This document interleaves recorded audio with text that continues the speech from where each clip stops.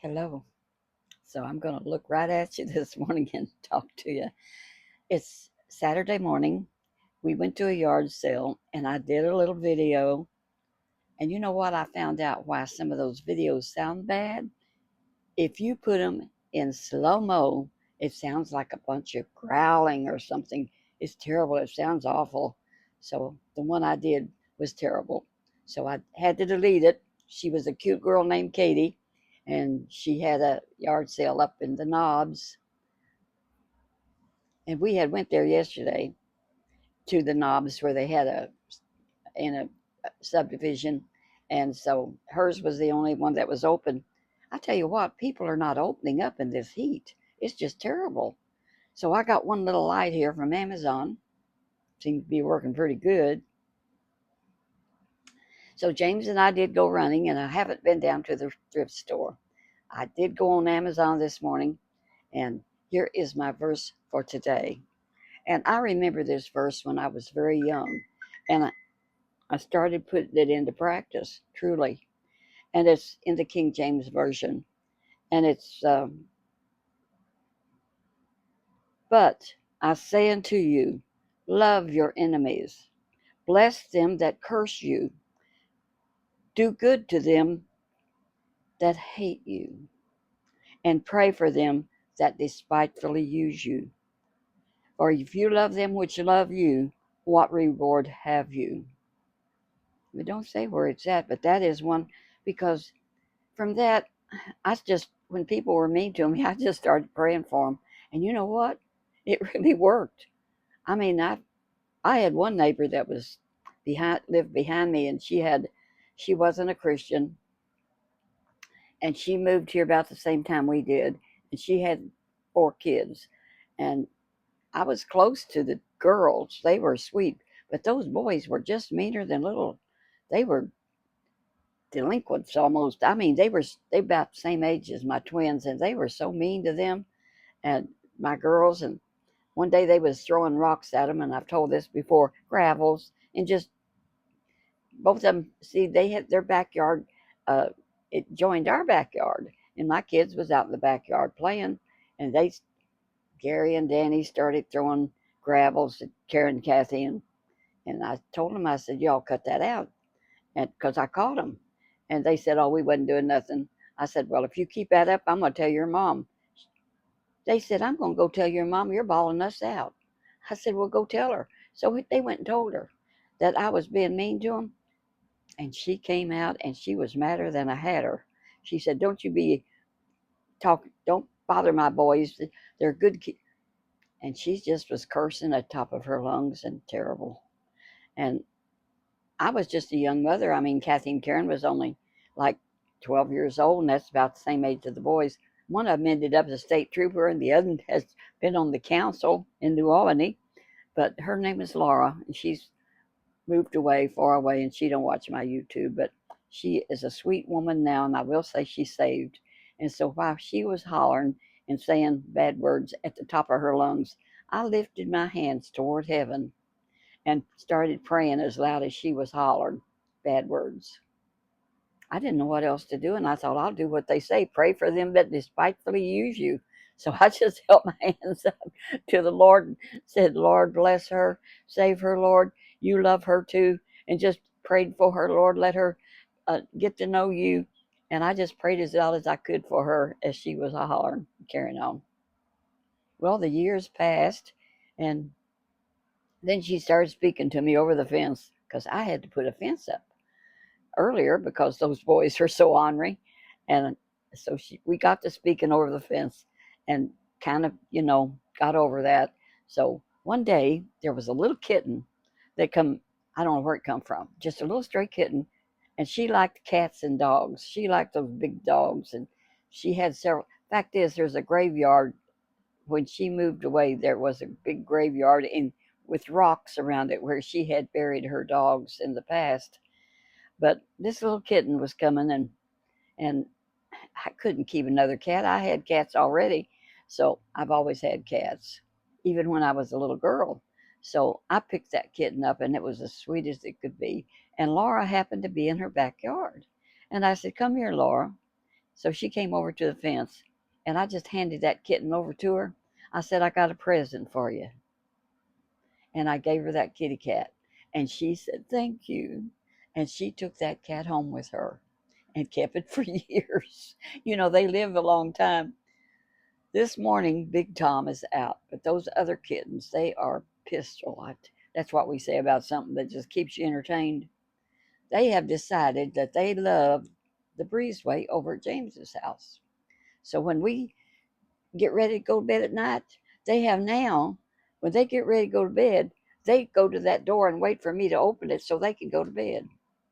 And last night, I was just walking to get something out of the kitchen, and they beat me to the door where you open it and let them go to bed. So I just opened the door, and they went to bed early. About 6:30.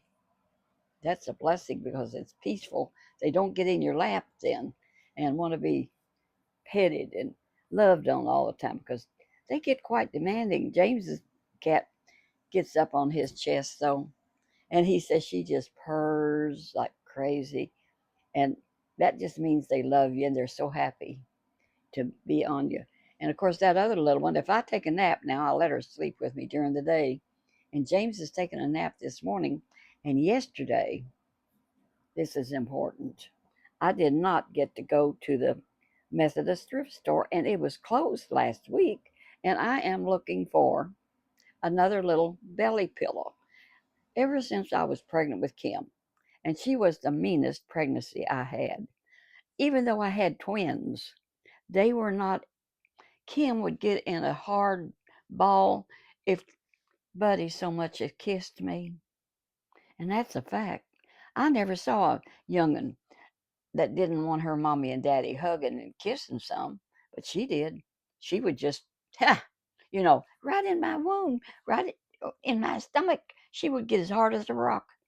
But anyway, and I gained pretty much weight before she was born, and so she came normal time. Fact is, Kim had me in the hospital 2 times with false labor, convincing labor, and changed her mind. And that's Kimberly for you. She still likes that. But the other day, you know, I rent a house, the front of my house.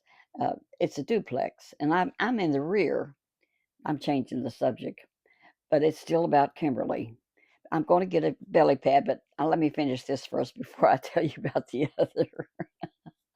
So she would be like that, and then I'd learn to sleep with a little pillow under my tummy so she would be comfortable while she was in my tummy, and she loved it. And after she was born, I was so in the habit of sleeping with a tummy pillow that I still do, even after she's born, and to this day, 65 years later. And the one that I've been using is kind of getting old and wore out at James's house. I have a good one over here when I take a nap. So I'm looking at the wishing well for another little tummy pillow. It has to be about so big, not too big. I am particular. But anyway, as I was going to tell you, so I have rented my front apartment, which is a good little income, thank you, Jesus.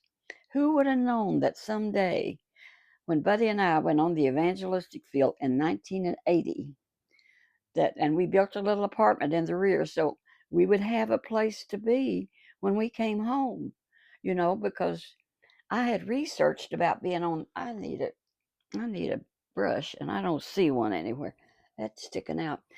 So when we come home, we needed a place to be. So there was a man in our church that had moved from Maine. He came with our new pastor, Brother Drost, and we had elected a new pastor, and of course he stayed for years. But this was a builder, and so we had him build us a little attachment to our other house, and so we had like an apartment in the rear where I am today, and we had it built. And then our daughter lived in the front, and her husband, which he went by the wayside, left her with 2 little kids. I'm not going to get into that one. But anyway, it was for the best. So trust me. And he's dead and gone now. He died, but he was not a nice man. And God, we prayed the sinner's prayer with him. He ended up going to prison, and we visited him when he was in prison and prayed the sinner's prayer with him. So we hope he's in heaven. But Kim had to divorce him. He was not nice. That's what I say about people. I try not to be unkind, but we did pray with him, and I pray. And you know, God is a good God, and He's the judge. We're not. And if He prayed that prayer and made it right, and when he got out, which he did after about 7 years, he moved somewhere by himself, got him a job, and he died all alone. And we heard about it later, so he died young. His health was not good.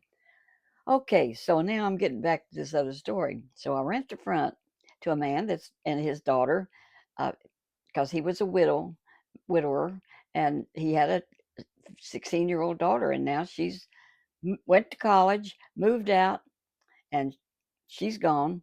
So he moved him a girlfriend in. It's not a secret. We do that nowadays, you know. And of course, he had an empty nest because she was gone. But who came with him was her son. And her son got hit by a car a few years ago, and or sometime or other. I'm not sure of the time. And he's not quite right. He's disabled and he can still walk and do everything, but he's not able to work. It messed him up pretty bad. So, you know what he can do and what he does do? Walmart ain't far from us. He's got a couple of Walmart buggies and a bicycle. And he goes up and down the alleys and gets trash, you know, that you can sell at the metal, because there's a place that buys metal down the road not far from us. And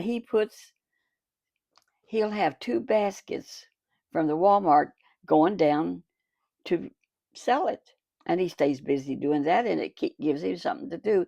And his mother, my renter's girlfriend, significant other, and I found out that he had moved her in a week or so ago, and he also had to move in his mother. Now that's a 3 bedroom, bath and a half.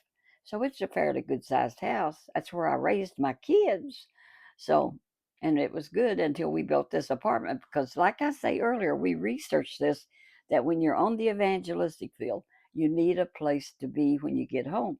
So this guy from our church built us an apartment in the rear, and we borrowed $10,000. And you know what interest rates were at that time? 13%, kiddo. You think interest rates are high now? They're nothing compared to 1980. But the good thing about that was, for other people, if they had CDs and stuff in the bank, guess what they were getting? Big interest, big checks. After my mom passed away, she left me a few $1,000s, and I put it in CDs, and I was getting like 10%, and I would get pretty good money, and I would just, I was so upset after Buddy died and she was gone that I just would go drive the roads and cry and say, "Oh Lord, why am I left this way? Why did you do this, Lord?" I said, "I know you're a good God, but I just don't understand it because he was such a good man, and I never really resented him. What I was doing is I was having pity parties, pretty much. And that's so easy to do when you're all alone like that. And I just did a real good job of it. But you know what? It gets tiresome after a while. I mean, you do get better later. Some do, some don't ever get quite over it. And I still think about him all the time because we had such good 44 years, kiddo. Oh, well.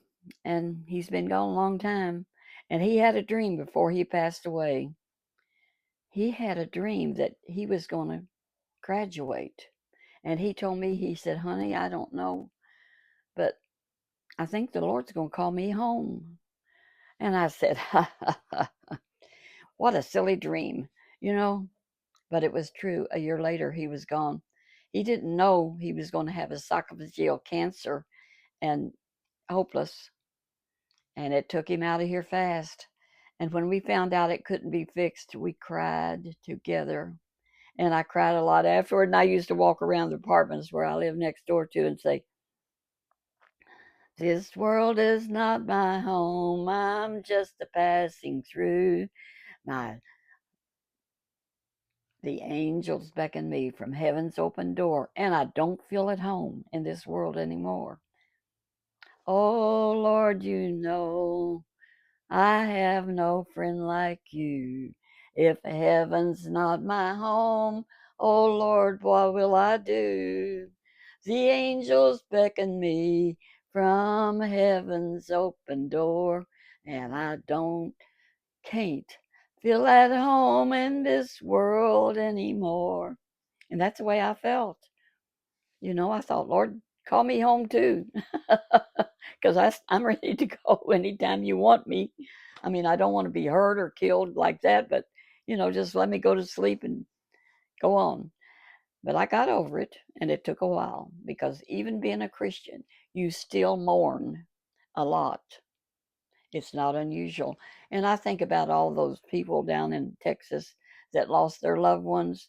And kiddos, it's only faith. And you're hearing a lot about faith. And these were Christian kids in Christian camps. And we know where they are because, they were God's little children and God's people. And they're with the Lord. And we do have our faith that there's a better life than down here because He said, don't let your heart be troubled. I will, if I go away, I will prepare a place for you to be. I am preparing a place for you to be. I think that's in Matthew somewhere. But He's gone to prepare a place for us. And where I am, He says, you may be also. That's the word. You can look it up. I know the word, but I don't have it that memorized, and I do have my coffee this morning. And I need to slow down. I get excited. I'm talking like uh, Kentucky Life with Debbie. She's she was so excited when she got 1,000 subscribers, and now it just keeps growing. But she said something that I think really uh, applies to a lot of us YouTubers, us girls and guys. There are some of us too, like old me, better living, because he's up there too. I'm talking about us senior citizens, like Chit Chat with Granny Pat and Senioritis and Simply Debbie Sue and Nana Grace. Nana Grace, I watch her. And oh, yeah, and I flew the coop. So there's a few of us. I don't remember them all. Now, there's another one I look at sometimes, which I don't understand her YouTube at all. And it is a woman, and it's called, see now, what is that? Well, shucks. Sometimes you just get a blank, don't you? White, see, white boy, what, whiteboard, slow boy, whiteboard. What a name. Slow boy, whiteboard. That's the name of it. And she's about a 40-year-old woman, and she's into all kinds of things that she puts on her YouTube. It's interesting sometimes, and I don't understand it much. I think she must be a Democrat. Is she a Republican? I don't really know, but I just love her. I really do. And she's a good little friend because I call her little because she's only like 40 and I think she's got kids. I don't know a whole lot about her, but I like her. And she puts some real interesting things on sometimes, historical things. And she don't have a whole lot of subscribers, but what she puts on is different from us older senior citizens who talk about our life and what's next. And I was watching Pat this morning, and that girl is, I call her girl, she's 3 years younger than me or something, had jewelry she had made. She is so talented in so many areas, but we all have our different talents. And I look at some of these others and they sew and they do all kinds of hobbies. Now, when I started painting pictures, I was 60 years old or something. And I tell you what, when I watched that Bob Ross, I think it was, on TV, and I could get him because we got a satellite dish when we were traveling on the evangelistic field. I passed it. We had that big old Pat Day gave us a 45-foot fifth wheel one time, and that's a miracle you ought to look at. How he gave us the 45. I mean, that was such a miracle. But this big fifth wheel had a tack room on the back of it, and so we was going through Borden, Indiana, and don't you know, there was a guy selling satellite dishes, and that's back when they first came out. Now they were the smallest satellite dish was like 6 foot, and you had to aim it at the sky and know exactly how to do it. Well, Mr. Miller, I made friends with him. He was a young man and not a Christian, and I still pray for him. I hope he saved my. His mother was a fine Christian, and we sent her cassettes, and I made bows for his little girl. I could make money a lot of ways, but like I say, I started painting, and I painted pictures, and I sold them waterfalls. People would buy them, just landscapes. And my kids say, "Mom, you could make money anywhere." And I made hair bows and sold them, made money. And I could go to Sears and Roebuck and buy me dresses, which I only wore dresses, you know. I now wear jeans all the time and these cute shirts I got at that sale the other day. So I learned how to aim a 6 foot, and that tack room, that 6 foot satellite dish would go in it. And so when we would go down to Appalachia somewhere, you can't get radio. And we'd go down like around Middlesboro, Kentucky, and we held a revival there or meetings there. You know, when we went to Middlesboro to have that meeting, and we pulled and met the pastor, and he took us up to the church and had room to park our fifth wheel. He said, and he went like that. He said, "We planted strawberries 3 days ago. They're all gone." Somebody had dug up all their strawberries at the church and took them away. I said, "That is so sad." Well, we parked anyway, so I could take that satellite dish out.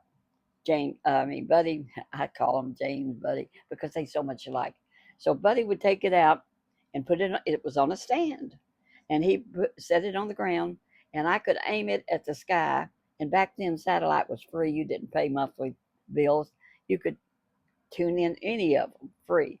Well, that was in 1981, 82, 83, stuff like that. Now, where's my Kleenex? Sometimes you need Kleenex. Now, I know a lot of people don't watch this all the way through, but that's okay. I'm just in the mood.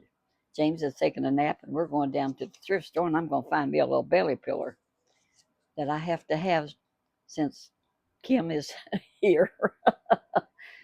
So, when we would go down to Appalachia, we could I could get satellite anywhere. And then one time, which was really nice, a man from our church gave me enough money. He said, here's a donation to your ministry." I said, "Well, thank you, because God took care of us all that time because we traveled on love offering. Whatever was given to us, that's what provided for us." But like I say, I worked, and I could buy what I wanted to buy. I had money. I didn't need to be on an expense account. So we decided, Buddy and I, to buy us a recorder where you could record programs off satellite and watch them later. And so I told this man, I said, and they run about what he gave me. So we'd been wanting one, and I figured it was a gift I could do anything I wanted to with. And you don't, but if you give somebody something, when I give a gift, and I do give gifts sometimes to my children and other ways, I don't tell them what they have to spend it on. It's a gift. Enjoy. And that's the way I took it when he gave me that gift of funds. And so I bought that recorder. Back when they had the big tapes and you could record it and watch it later and record over it again if you knew how, which I did. And so I said, I appreciate that so much because we're in services when some of the programs are on that we would like to watch, and I can play them the next day. I record them that night and play them the next day. He went like that. He said, "You wasted my money on something like that." If I'd have had that money, I'd have probably give it back to him, but I done spent it. I said, "Well, yes." And he just huffed off, and I don't know what happened to him. I said, "Well, bless his heart." That's sad Because I really think if you give a gift, kiddos, if you put strings on it and say, now this is for whatever, like if you want them to buy a new hat or something, if you specifically say this is for that, then they should spend it for that. But if it's just a cash gift, they can put it anywhere they want to, I think. Am I right? Let me know. I think I'm right. You all let me know. Some of you watch all the way through because I don't, when I give money to my kids, which I do, sometimes, and my grandkids, I don't tell them they got it, how they got to spend it because that's the fun of letting them have something they wouldn't have otherwise and just saying, well, now I will say that I'm expecting a new great grandbaby in August. And she went on Amazon and put what all she wanted and needed. A whole bunch of stuff, and a lot of it she isn't going to need. But she put a list, and you can order it and have it mailed right to her address. And I said, I'm not doing that. What I'm going to do is send her some funds when that baby gets here, and she's going to know exactly what she wants, and she's going to find out she needs a lot of diapers, you know, and they're expensive. It's not like the day when Sears and Roebuck did for me. And you know what they did? Back in 1954, when the twins were born, Sears and Roebuck, if you had twins, they gave twin layettes, included a lot of diapers, cloth diapers, which that, I mean, you had to be rich to get the kind of diapers they're using nowadays because they were very expensive. I don't think I ever had any, period. I don't remember, but I don't think I did. Wash them out and use them again. You just rinse them out in the toilet, when they number two. You just have to put it down in that water and shake it and flush the toilet. That's the best way to do it. And then you got to wash them.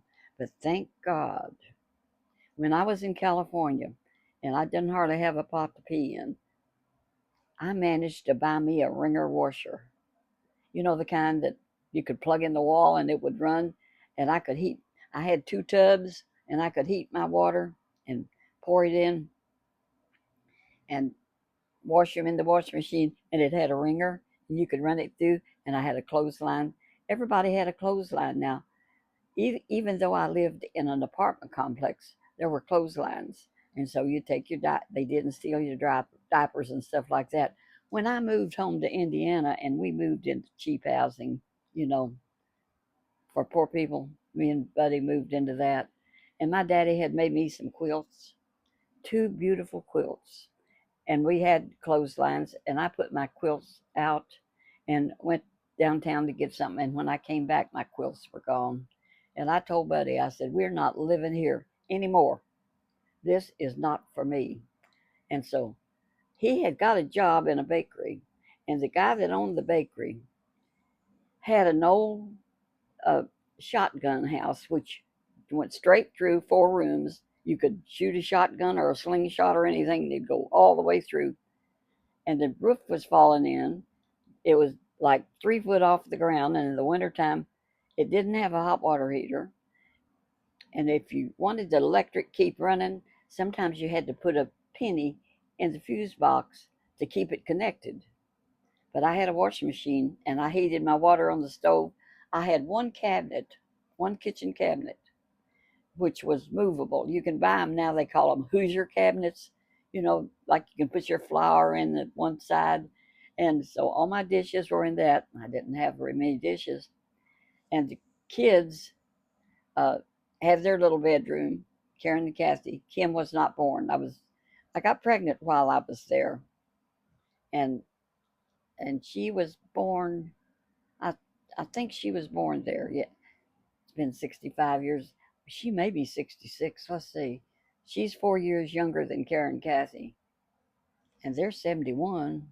Heavens to Murgatroyd. And I better hush. It's 29 minutes. I am chatty, ain't I? Well, this is some kind of table talk I did this morning, but I enjoyed sharing with y'all. I've been through a lot of stuff and I've enjoyed life, but I tell you what, I have always tried to put God first in my life and try to go by His direction. And Laura ended up the one that lives behind me, ended up a good friend and a Christian woman, though she was Catholic. She started, she was getting hard of hearing, and her hearing aids didn't work very good. And so she started listening to some of the Protestant preachers, and she truly accepted Jesus as her Savior and is a devout Christian one woman. And her younger daughter, Kathy, she was Kathy was a real good friend of Karen and Kathy, the twins, the same age in school together. And Kathy, her daughter, got a scholarship. She was a tennis master. That girl, she went to college on scholarships on her tennis. Went to the same college Karen went to, Methodist College.